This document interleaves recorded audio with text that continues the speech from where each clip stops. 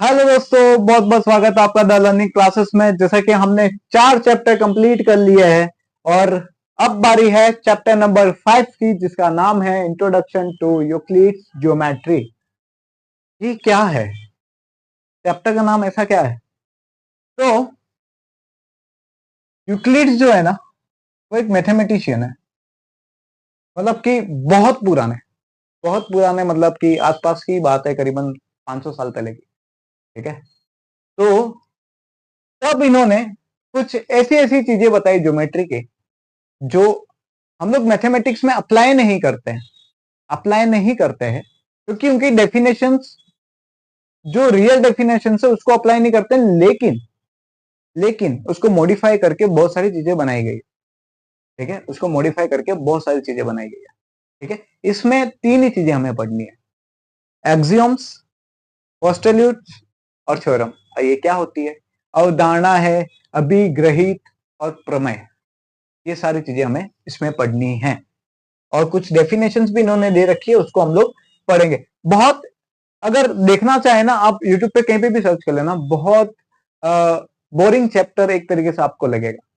लेकिन जब हम इसे पढ़ेंगे ना थोड़ा सा डीप में, आप सोचोगे कि यार 500 साल पहले ऐसी चीजें भी हो सकती थी, ऐसी चीजें हुई भी थी, आप ऐसा सोचोगे।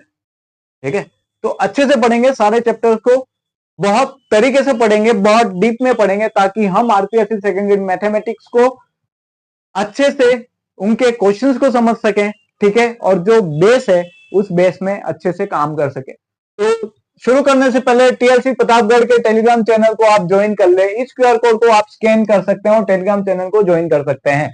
ठीक है, और टेलीग्राम चैनल का नाम है टीएलसी प्रतापगढ़। इसके साथ ही एक डिस्कशन ग्रुप भी है आरपीएससी सेकंड ग्रेड मैथमेटिक्स के एस्पिरेंट्स के लिए, जहां पर वहां पर वो अपने डाउट्स भेज सकते हैं और वहां पर ऑन द स्पॉट आपको सॉल्यूशंस मिलेंगे। ठीक है, तो इस टेलीग्राम चैनल पे आपको एजुकेशनल न्यूज, क्लास की पीडीएफ और जो क्लास आने वाली है उसका शेड्यूल और उसका लिंक आपको वहां प्रोवाइड होगा। साथ ही डेली क्विज वहां होती है, जो आपकी तैयारी को और मजबूत करती है। तो शुरू करते हैं आज की क्लास, चैप्टर नंबर 5, क्लास 9। ठीक है, तो इंट्रोडक्शन टू यूक्लिड्स ज्योमेट्री, ये क्या है? इसमें सिर्फ हमको पढ़ना है, सारा थ्योरेटिकल है, मोस्टली थ्योरेटिकल है, 99.9%। एक दो क्वेश्चंस ऐसे हैं जो हमको चीजें देखनी है। तो जो जो इंपॉर्टेंट चीजें हैं वो चीजें हम लोग देखेंगे इसमें। पेज नंबर 1 में कुछ भी हमारे काम का नहीं है। Page number 2, page number 2, page number 2, page number 2 कुछ भी काम का नहीं है। पेज नंबर 3 में, हाँ, अब हम लोग बात करते हैं यूक्लिड्स की डेफिनेशंस, एक्सियम्स और पोस्टल्यूट्स की। अब ये होती क्या है? एक्सियम्स क्या है, पोस्टल्यूट्स क्या है, अभिग्रहित क्या है, अवधारणाएं क्या है, उनके बारे में हम लोग डिस्कस करेंगे। ठीक है, तो मैं यहां पर अच्छे से लिखता हूं। 3 चीजें होती है। ठीक है, 3 चीजें होती है। ठीक है, एक होती है एक्सियम्स। ठीक है, एक होता है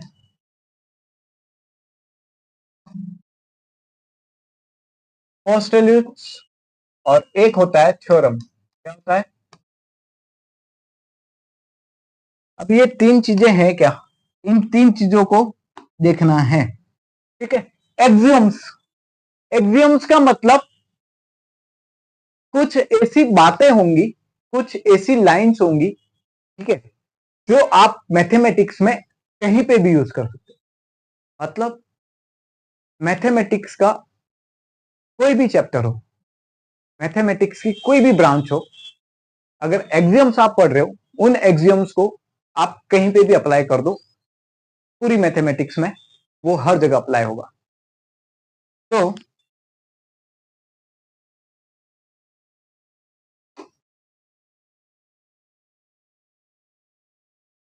एवरीवेयर इन मैथ। पोस्टल्यूट्स क्या होते हैं? पोस्टल्यूट्स का मतलब सिर्फ और सिर्फ ज्योमेट्री में यूज होने वाली, सिर्फ और सिर्फ ज्योमेट्री में यूज होने वाली लाइन्स या फिर कह सकते हैं स्टेटमेंट्स, ये सारे एक स्टेटमेंट्स ही होंगे, तीनों स्टेटमेंट्स के रूप में ही आपको मिलेंगे। एक्सियोम्स वाले जो स्टेटमेंट्स होंगे, मतलब कि इन स्टेटमेंट्स को आप मैथमेटिक्स की किसी भी ब्रांच में यूज कर सकते हो। पोस्टल्यूट्स का मतलब होता है कि आप सिर्फ और सिर्फ ज्योमेट्री में, सिर्फ और सिर्फ ज्योमेट्री में आप इसका यूज कर सकते हो। ठीक है, ओनली ज्योमेट्री में आप इसका क्या कर सकते हो, यूज कर सकते हो। ठीक है, थ्योरम क्या होती है? थ्योरम ऐसे स्टेटमेंट्स होते हैं, प्रमेय मतलब थ्योरम ऐसे स्टेटमेंट्स होते हैं जिनको हमें प्रूफ करने की जरूरत होती है। अगर स्टेटमेंट दे दिया तो उसका प्रूफ भी हमें आना चाहिए या फिर उसका प्रूफ होना चाहिए इस वर्ड में, तब जाके वो कहलाती है थ्योरम। और वो प्रूफ होने के बाद हम लोग डायरेक्टली, हम लोग छोटे बच्चे थे ना, जब 9th-10th में पढ़ते थे तो हम लिखते थे कि थ्योरम 6.1 से हमने ये चीज लिखी। क्यों लिखी? क्योंकि वो थ्योरम हमने ऑलरेडी प्रूव कर रखी थी उस चैप्टर में। ठीक है, तो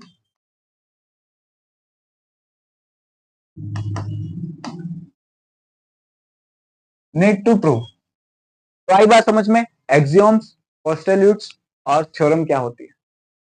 ठीक है, इसको हम लोग हिंदी में कहते हैं अभिग्रहित, अभिग्रहित। इसको बोलते हैं पोस्टल्यूट्स को अवधारणा। क्या बोलते हैं? अवधारणा। और थ्योरम्स को हम लोग बोलते हैं प्रमेय। ठीक है, तो यही चीज है। तो अब हम लोग बात करते हैं कि डेफिनेशंस क्या क्या दी इन्होंने। इन्होंने डेफिनेशंस दी, ये 7 डेफिनेशंस इन्होंने दिए। इन डेफिनेशंस को हमको पढ़ना है। ठीक है, तो इसको जूम करते हैं, यहीं से हम लोग पढ़ेंगे इसको। ठीक है, सर चेक करना, एवरीथिंग इज क्लियर? ओके, तो पहली डेफिनेशन ये है कि a point is that which has no part. एक बिंदु है, बिंदु वो कहलाता है जिसका कोई पार्ट नहीं होता। मतलब अगर एक पॉइंट मैंने मार्क किया तो इसको हम लोग तोड़ नहीं सकते, इसका कोई और पार्ट हम लोग डिवाइड नहीं कर सकते। या फिर इसको एक तरीके से और ले सकते हैं, जो हम लोग ज्योमेट्री में पढ़ते हैं, जो इसको अपग्रेड करके लिया गया कि पॉइंट की ना तो कोई लंबाई होती है, ना कोई चौड़ाई होती है, और ना ही कोई रेडियस होती है, मतलब कोई त्रिज्या भी इसकी नहीं होती है, तो वो कहलाता है पॉइंट। तो ये डेफिनेशन क्या दी इन्होंने? A point is that which has no part. ठीक है, आगे चलते हैं। A line is breadthless length. Breadthless का मतलब होता है चौड़ाई। अगर मैं कोई लाइन ड्रॉ करता हूं, मैं कोई लाइन ड्रॉ करता हूं, कोई लाइन ड्रॉ करता हूं, तो इसकी लंबाई तो है, इसकी लंबाई तो है, लेकिन इसकी चौड़ाई है क्या? इसकी चौड़ाई नहीं होती है, इसकी चौड़ाई नहीं होती है। लाइन उसे कहते हैं जिसकी चौड़ाई नहीं होती है। ठीक है, हिंदी में कुछ इस तरीके से हम लोग कह सकते हैं। तीसरी डेफिनेशन की बात करते हैं, end points, ends of a line are points. ये भी कुछ बताने की चीज है।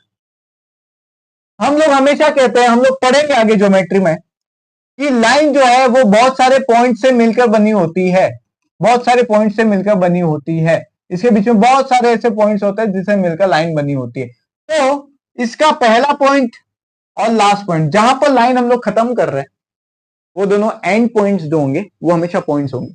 मतलब कि एक लाइन है, एक लाइन है जिसके एंड पॉइंट्स, जिसके एंड पॉइंट्स हमेशा क्या होंगे?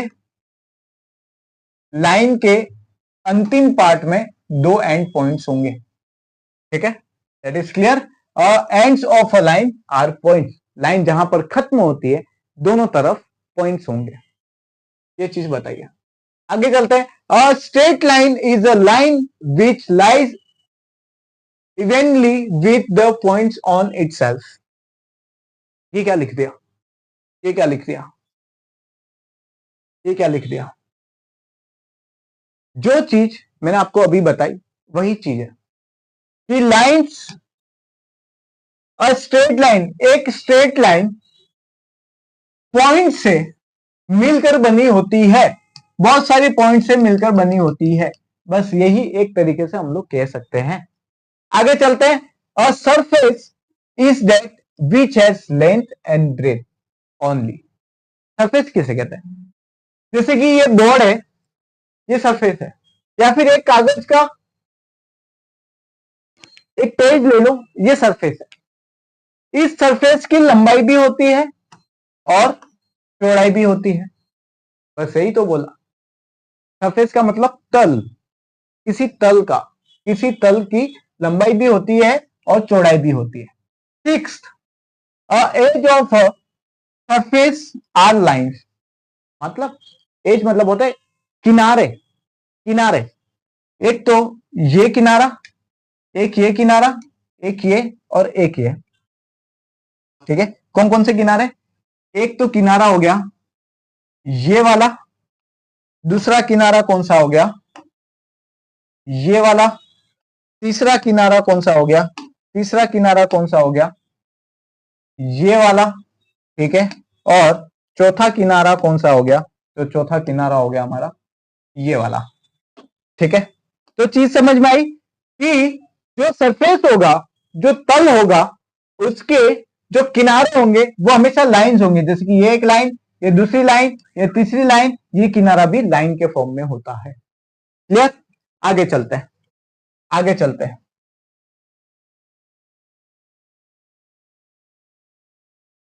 सातवां, अ plane surface, a plane surface.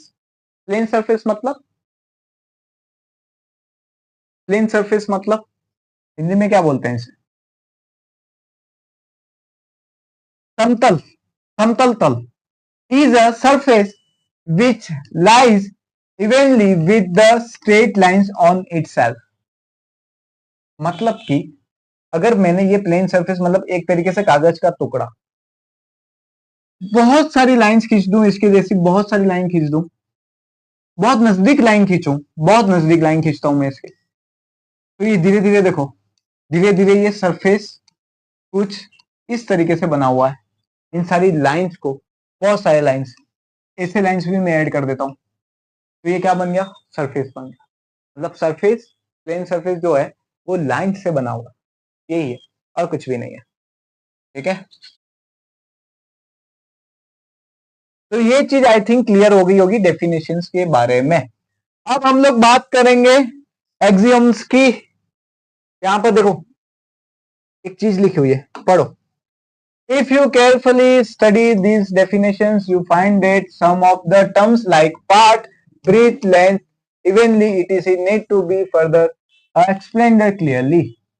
For example, consider his definition of a point. In this definition, a part needs to be defined. कुछ काम का नहीं है, कुछ काम का नहीं है। आगे चलते हैं, आगे चलते हैं। अगला पेज, अगला पेज हमारा क्या कहता है? अब आ गए हमारे एग्जाम्स। ये एग्जाम्स पढ़ने के बाद ना मजा आ जाएगा आपको। तो ये हम पढ़ क्यों रहे हैं? सेकेंड ग्रेड में थोड़ी ना आएगा, लेकिन इसमें बहुत सारी ऐसी चीजें जो आप ध्यान में रखोगे, क्वेश्चन सॉल्व करने में बहुत काम आएगा। एग्जाम्स मतलब ऐसा जो हम लोग मैथमेटिक्स में कहीं पे भी यूज कर सकते हैं। Things which are equal to the same thing are equal to one another. Things मतलब कि कोई भी एक चीज है, वो अगर इक्वल है किसी और इक्वल चीज के, तो वो दूसरे के इक्वल होगी। क्या लिखा है? समझाता हूं। अगर a is equal to B है और a is equal to C भी है, तो मैं कह सकता हूं कि b भी c के इक्वल होगा। अगर a इक्वल टू बी है और a इक्वल टू सी भी है, तो b और c भी इक्वल होंगे। Thing which are equal to the same thing are equal to one another. बस ये चीज लिखा हुआ है। या फिर एक तरीके से वो समझ सकते हैं, अगर ये स्क्वायर है, इस स्क्वायर के बराबर है, अगर इसके जैसा एक और स्क्वायर बनाऊं तो ये स्क्वायर भी इसके बराबर होगा। यही चीज है, सभी जगह यही चीज है। ठीक है, तो पहला एक्सियम समझ में आ गया, पहला एक्सियम समझ में आ गया। हिंदी में पढ़ोगे तो बिल्कुल भी समझ में नहीं आएगा। आगे चलता है। If equals are added to the equals the wholes are equal. ये क्या बोल दिया, समझ में आया कुछ? मतलब कि अगर मैंने यहां पर ए लिखा है और यहां पर बी लिखा है, इन दोनों में अगर मैं कोई भी संख्या ऐड कर देता हूं, लेकिन शर्त यह कि दोनों तरफ सेम संख्या ऐड करनी है। ठीक है, ऐड करते हैं। अगर इक्वल नंबर्स ऐड करता हूं किसी इक्वल नंबर से, ए और बी इक्वल है, ए और बी इक्वल है, ए और बी इक्वल है, ठीक है, तो अगर उसमें दो इक्वल नंबर्स ऐड करता हूं दोनों तरफ, तो ये हमेशा सेम ही रहेगा। क्यों? क्योंकि ये यहां से इससे कटेगा और ये हमेशा a इज इक्वल टू 1 ही रहेगा, a is equal to B ही रहेगा। तो आई बात समझ में? तो if equals are added to equal the whole are equal. Same चीज अगर घटाएंगे तो भी एक चीज हमने लीनियर इक्वेशन में पढ़ा था, ये चीज अगर जोड़ना है तो दोनों तरफ जोड़ेंगे, घटाना है तो दोनों तरफ घटाएंगे। बस यही चीज है। थर्ड चीज, यहां पे माइनस पुट करो, यहां पे माइनस पुट करो, सेम चीज आएगी आपके पास। अगली चीज क्या है?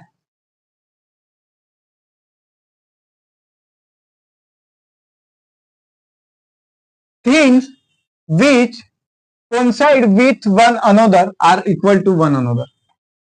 अब ये क्या है? coincide क्या है? तो coincide का मतलब होता है एक के ऊपर एक, एक के ऊपर एक।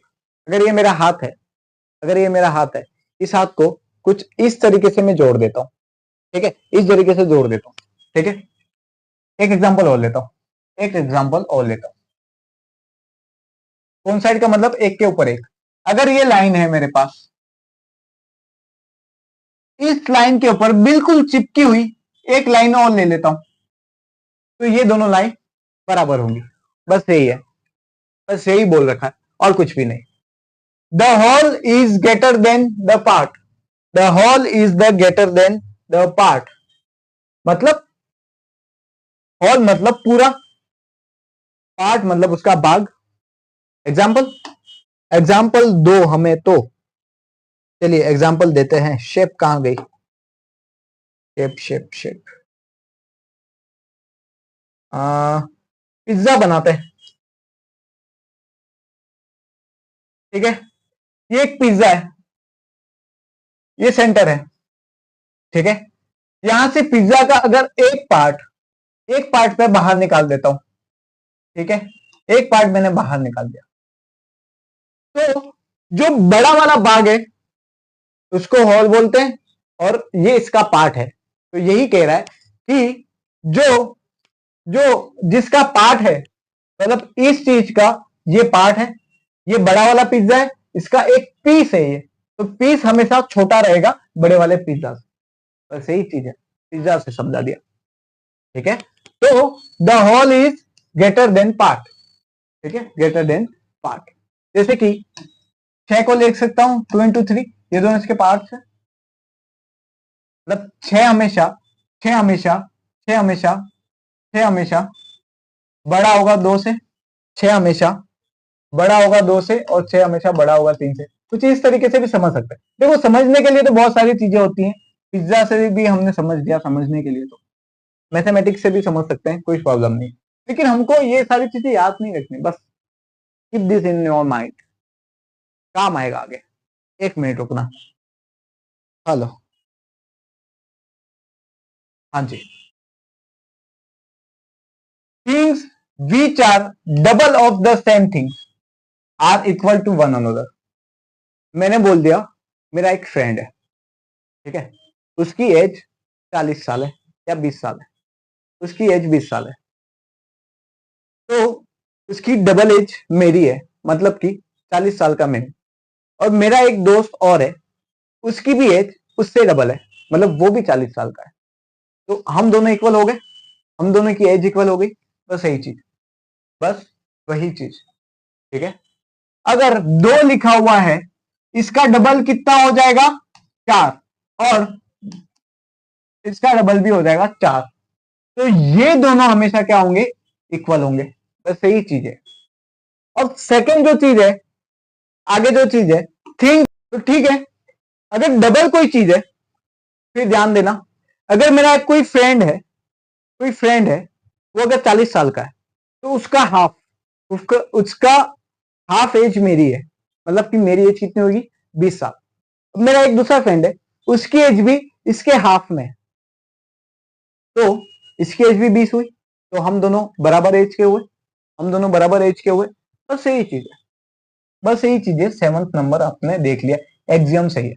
आप दुनिया में कहीं पे भी जाओ, ये एग्जाम चेंज नहीं हो सकते, और आप इसके सामने कोई भी कंडीशंस भी नहीं रख सकते। क्यों? ये हर जगह अप्लाई होगा, हर जगह, कहीं पे भी देख लो, ठीक है। ये हाथ है, इसकी उंगली अगर इसकी पार्ट है, तो हमेशा हाथ बड़ा होगा, उंगली छोटी होगी, सीधी सी बात। तो चेंज नहीं कर सकते हम लोग, हर जगह काम आता है, ठीक है। आगे चलते हैं। ये सारा इन्होंने एक्सप्लेन कर रखा है इनके हिसाब से, हमने तो हमारे हिसाब से एक्सप्लेन कर दिया, कोई प्रॉब्लम नहीं। अब देखो पोस्टेल्यूट्स की बात करते हैं। यहां पर भी कुछ नहीं है, ठीक है, कर लेते बात। एक काम करते हैं, समरी में चलते हैं, वहां पे पोस्टेल्यूट सारे मिल जाएंगे। हाँ, पोस्टेल्यूट्स 4 हैं, ठीक है। देखो क्या क्या है। पहला, ये सिर्फ ज्योमेट्रिकली यूज होता है, ठीक है। और straight line may be drawn from any one point to any other point. सीधी बात है, स्ट्रेट लाइन है, एक पॉइंट से निकलती है और दूसरे पॉइंट पे खत्म होती है, तो सही है। आगे चीज, दूसरा पोस्टल्यूट, और terminated line can be produce indefinitely, ठीक है। मतलब कि इस लाइन को मैं आगे बढ़ा सकता हूं, मैं चाहूं उतना आगे बढ़ा सकता हूं, इस लाइन को मैं रोक नहीं सकता, ठीक है। इनफाइनेटली भी तो लिख सकते थे इसको, इतना हार्ड क्यों बनाया। आगे चलता, अ circle can be drawn with any centre and any radius. मतलब कि अगर अगर एक सर्कल मैंने ड्रॉ किया, इसकी अगर ये सेंटर है, ये रेडियस है, ये इसकी रेडियस हो सकती है, एक और सर्कल ड्रॉ कर सकता हूं, ये भी इसकी रेडियस हो सकती है, एक और सर्कल ड्रॉ कर सकता हूं, ये भी मतलब कि मैं चाहूं एक पॉइंट से कितनी भी रेडियस का सर्कल ड्रॉ कर सकता हूं, बस सही है। All right angles are equal to one another. क्या चीज है यार, 90 डिग्री का एंगल दूसरे 90 डिग्री के एंगल बराबर होगा। समकोण, समकोण हमेशा दूसरे समकोण के बराबर होगा, यही तो चीज लिखी हुई है, और कुछ चीज है ही नहीं। वापिस चलते हैं पीछे, ठीक है। अब यहाँ पे चीजों को समझते हैं। 5 पोस्टल्यूट्स हैं, लेकिन हमने अभी तक 4 ही पढ़े। पहला क्या है, समझ में आ गया, a straight line may be drawn from any one point to other point, यहां से ऐसी स्ट्रेट लाइन बनती है। दूसरा, इस पोस्टल्यूट का एक एक्सियोम्स निकल के आता है, एक्सियोम ये निकल के आता है कि अगर दो पॉइंट्स हैं, दो अलग अलग पॉइंट्स है, उससे केवल और केवल सिर्फ एक लाइन निकाली जा सकती है। आरपीएससी सेकंड ग्रेड का क्वेश्चन है, ठीक है। दो पॉइंट से केवल एक लाइन ड्रॉ की जा सकती है, बस यही चीज यहां पर लिखी हुई है। और एक पॉइंट से बहुत सारी लाइंस हम लोग ड्रॉ कर सकते हैं। आगे चलते हैं, इतना ही था, और भी है। हाँ, पोस्टल्यूट 2 पढ़ लिया हमने। हाँ देखो, terminated line can be produce indefinitely, इसको यहां से बहुत आगे प्रोड्यूस कर सकता हूं, इसको भी आगे प्रोड्यूस कर सकता हूं, ठीक है। और तीसरा, a circle can be drawn with any centre and any radius, ठीक है, ये भी हमने पढ़ा। और right angles are equal to one another, समकोण हमेशा समकोण के बराबर होता है। पांचवा बहुत बड़ा है रे, देखते हैं, पढ़ते हैं। If a straight line falling on two straight lines make the interior angles on the same side of, एक काम करता हूं, समझाता हूं आपको, देखो फिर वो लाइन पढ़ेंगे ना, समझ में आ जाएगी। ये अगर ये लाइन है, एक ऐसी लाइन है, इस लाइन को बोल दो आप L, इस लाइन को बोलो आप M। इसके ऊपर एक ट्रांसवर्जन मतलब एक तिर्यक रेखा कुछ इस तरीके से मैंने खींच ली, एक तिर्यक रेखा कुछ इस तरीके से मैंने खींच ली, ठीक है। तो एक ये एंगल हो गया एंगल नंबर 1, ये एंगल नंबर 2, ये एंगल नंबर 3 और ये एंगल नंबर 4। जिस किसी ये तिर्यक रेखा के एक तरफ वाले कोण इस तिर्यक रेखा के इस तरफ वाले कोण का सम एंगल 1 और एंगल 2, तिर्यक रेखा के इस तरफ वाले कोण कौन कौन से 1 और 2, 1 और 2, और इस तरफ वाले कोण कौन से 3 और 4। तो ये एंगल है 3 और 4। जब मैं इसको जोड़ू, जब इनको जोड़ू, जिस तरफ भी जो भी इसका सम, जिसका भी अगर ये एंगल को जोड़ू, एंगल का सम अगर 180 डिग्री से छोटा आता है, एंगल का सम अगर 180 डिग्री से छोटा आता है तो उस तरफ लाइंस आगे जाके मिलेंगी। उस तरफ लाइंस आगे जाके मिलेंगी।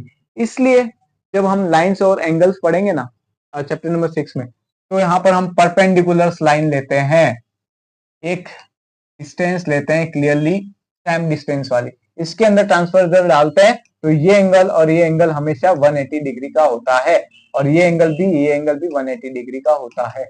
लेकिन जिस तरफ भी 180 डिग्री से कम एंगल बन गया सम, इसका सम अगर 180 डिग्री से कम का बन गया मतलब उस तरफ लाइन कटेगी, मतलब कि लाइंस परपेंडिकुलर नहीं है, लाइंस परपेंडिकुलर नहीं है।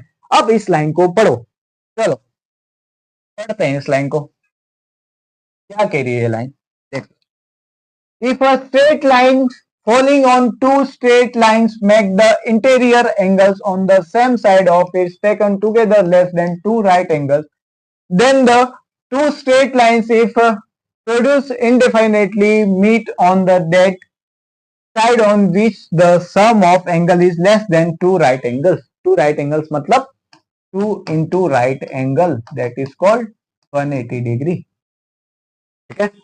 बस सही है। आगे क्या है, आगे क्या है यहां पे, और क्या है, कुछ भी नहीं है यहाँ पे पढ़ाने जैसा। और एक एग्जाम्पल है, बहुत अच्छा एग्जाम्पल है, ये बोर्ड में बहुत ज्यादा पूछता है, बोर्ड में बहुत ज्यादा पूछता है, बोर्ड में बहुत ज्यादा पूछता है। यहां पर दिया है कि ए बी और सी, ए बी और सी, ए बी और सी 3 पॉइंट्स है लाइन पे, और बी लाई कर रहा है बिटवीन ए एंड सी। तो प्रूव करो ए बी और बी सी को जोड़ दू तो ए सी बनता है, ए बी और बी सी को जोड़ दू, ए बी और बी सी को जोड़ दू तो ए सी बनता है। कैसे प्रूफ करूंगा, एक्सियोम यूज कर सकता हूं मैं, देखो एक्सियोम यूज करता हूं, कैसे प्रूव किया देखो। एक्सियोम नंबर 4 क्या कहता है, एक्सियोम नंबर 4 क्या कहता है कि अगर कोई लाइन है वो इस लाइन के ऊपर है तो वो इसके इक्वल होती है, वो इसके इक्वल होती है, वो इसके इक्वल होती है, ठीक है। So A B plus B C is equal to A C, A B plus B C is equal to A C, मतलब कि ये लाइन थी, यहाँ पे ए, यहाँ पे बी और यहाँ पे सी, ठीक है। एक लाइन मैंने ली, इसके ऊपर जस्ट गैप नहीं है वो समझाने के लिए, जस्ट ऊपर होती है लाइन, जस्ट ऊपर ऐसे चिपकी हुई, ठीक है। तो इसको और इसको जोड़ूंगा तो ये पूरी लाइन बन रही है, ये पूरी लाइन बन रही है, बस यही चीज और कुछ नहीं। दूसरा example, to date equilateral triangle पढ़ा ही नहीं हमने, नहीं पढ़ने वाला ये चीज, जरूरी नहीं है, चीज इंपॉर्टेंट नहीं है। थ्योरम आ गई, इस थ्योरम को पढ़ना जरूरी है। तो दो अलग अलग पॉइंट है, दो अलग अलग लाइन है, can not have more than one point in common. सीधी सी बात है, दो लाइंस है वो हमेशा एक पॉइंट पे ही टच करेगी, उससे ज्यादा पॉइंट्स पे टच नहीं कर सकती, ठीक है, उससे ज्यादा पॉइंट्स पे टच नहीं कर सकती। उसको यहाँ पे प्रूव किया गया, जो प्रूव हमारे कुछ काम का अभी फिलहाल के लिए नहीं है, ठीक है। क्वेश्चन क्या कह रहे हैं, स्टेटमेंट सही है या गलत ये देखना है मुझे। Only one line can pass through a single point. अरे एक पॉइंट से सिर्फ एक लाइन खींची जा सकती है। एक पॉइंट से तो बहुत सारी लाइंस खींच सकता हूं। ये पॉइंट है, बहुत सारी लाइंस खींच सकता हूं, कुछ प्रॉब्लम नहीं। There are an infinite number of lines which pass through two distinct points। दो पॉइंट से बहुत सारी लाइंस खींच सकता हूं ऐसा बोल रहा है। दो पॉइंट से केवल एक लाइन खींची जा सकती है, ठीक है। ये भी फॉल्स, ये भी फॉल्स, ठीक है। ये दोनों आप देखो, ठीक है। आगे करते हैं ये question. A B equal to P Q, A B equal to P Q, ठीक है। P Q equal to X Y. तो प्रूव करो कि ए बी एक्स वाई के बराबर। ये तो लाइन बता रहा। पहला एग्जाम याद करो, things which are equal to another thing, ठीक है। वाली लाइन याद करो। अगर एक स्क्वायर है वो दूसरे स्क्वायर के बराबर है और तीसरे स्क्वायर के बराबर है दूसरा स्क्वायर, तो ये दोनों स्क्वायर बराबर होंगे। तो वही चीज उस एक्सियम को यूज करो। अगर ये इसके बराबर है, ये इसके बराबर है, तो ये दोनों भी इसके बराबर होगा। बस यही है, ठीक है। ये क्वेश्चंस आप देख लेना, ज्यादा कुछ इंपॉर्टेंट नहीं है। पैरेलल लाइंस, दो पैरेलल लाइंस जिसके बीच में डिस्टेंस परपेंडिकुलर डिस्टेंस, लंबवत दूरी हमेशा समान होनी चाहिए। सॉरी, हाँ यही है। परपेंडिकुलर लाइंस का मतलब लंबवत लाइन, 90 डिग्री का एंगल बनना चाहिए, ठीक है। लाइन सेगमेंट का मतलब जहां पे लाइन रुक जाती है, ठीक है, दो पॉइंट पे रुक जाती है। लाइन सेगमेंट को हम लोग कहते हैं रेखाखंड। क्या कहते हैं? रेखाखंड। आगे चलते हैं रेडियस ऑफ सर्कल। सर्कल पढ़ेंगे तब देखेंगे। स्क्वायर किसको बोलते हैं वो हमको पता है, ठीक है। तो पोस्टल्यूट्स दे रखे हैं, उसको एक्सप्लेन करना है, जो हम नहीं करने वाले हैं। और यहां पर समरी आ गई, तो ये चैप्टर हमारा यहां पर खत्म हो जाता है। तो हमने पढ़ा कि आज से 500 साल पहले क्या क्या खोज हुई थी। तो आप ये चीज सोचना कि इतना पहले ये सारी चीजें आ गई थी और मॉडिफाई होते हुए चीजें बहुत ज्यादा आई है अभी तक अपने पास। तो अभी तक टीएलसी प्रतापगढ़ के टेलीग्राम चैनल से आप नहीं जुड़े हैं तो जरा भी इंतजार मत कीजिए। आप डिस्क्रिप्शन में जाइए अभी और वहां से लिंक को क्लिक कीजिए और वहां से टेलीग्राम चैनल को ज्वाइन करिए, ठीक है। तो फिर मिलते हैं क्लास नंबर 6, जो कि है हमारी लाइंस और एंगल्स। प्रॉपर ज्योमेट्री शुरू होने वाली है, तो ध्यान में रखना, चीजों को माइंड प्रिपेयर करके आना, माइंडसेट बना के आना कि हम ज्योमेट्री पढ़ने वाले हैं, तो चीजें थोड़ी सी हार्ड होने वाली है धीरे धीरे, ठीक है। तो उसके हिसाब से माइंडसेट बना के आना। तो टेलीग्राम ज्वाइन कर लें, इंस्टाग्राम पे ज्वाइन हो सकते हैं आप लोग, ठीक है। यूट्यूब को तो सब्सक्राइब अभी ही कर लो, ठीक है। तो द लर्निंग क्लासेस में आपका अमूल्य समय देने के लिए बहुत बहुत धन्यवाद। फिर मिलते हैं अगले वीडियो के साथ।